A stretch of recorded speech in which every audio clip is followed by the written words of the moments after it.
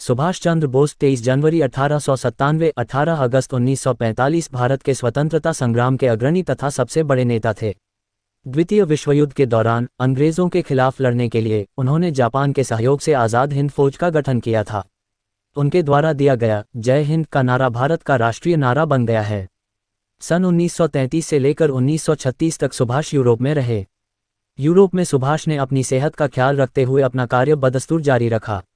वहां वे इटली के नेता मुसोलिनी से मिले, जिन्होंने उन्हें भारत के स्वतंत्रता संग्राम में सहायता करने का वचन दिया। आयरलैंड के नेता डी वलेरा सुभाष के अच्छे दोस्त बन गए। जिन दिनों सुभाष यूरोप में थे उन्हीं दिनों जवाहरलाल नेहरू की पत्नी कमला नेहरू का ऑस्ट्रिया में निधन हो गया।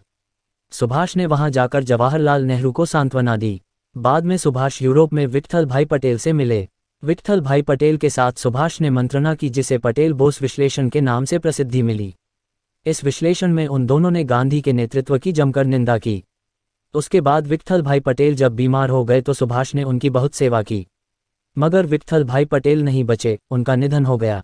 विट्ठल भाई पटेल ने अपनी वसीयत में अपनी सारी संपत्ति सुभाष के नाम कर दी, मगर उनके निधन के पश्चात उनके भाई सरदार वल्लभ भाई पटेल ने इस वसीयत को स्वीकार नहीं किया। सरदार पटेल ने इस वसीयत को लेकर अदालत में मुकदमा चलाया। यह मुकदमा जीतने पर सरदार वल्लभ भाई पटेल ने अपने भाई की सारी संपत्ति गांधी के हरिजन सेवा कार्य को भेंट कर दी। 1934 में सुभाष को उनके पिता के मृत्युशैया पर होने की खबर मिली। खबर सुनते ही वे हवाई जहाज से कराची होते हुए कोलकाता लौटे। यद्यपि कराची में ही उन्हें पता चल गया था कि उनके पिता की मृत्यु हो चुकी है, फिर भी वे कोलकाता गए। कोलकाता पहुंचते ही अंग्रेज सरकार ने उन्हें गिरफ्तार कर लिया और कई दिन जेल में रखकर वापस यूरोप भेज दिया।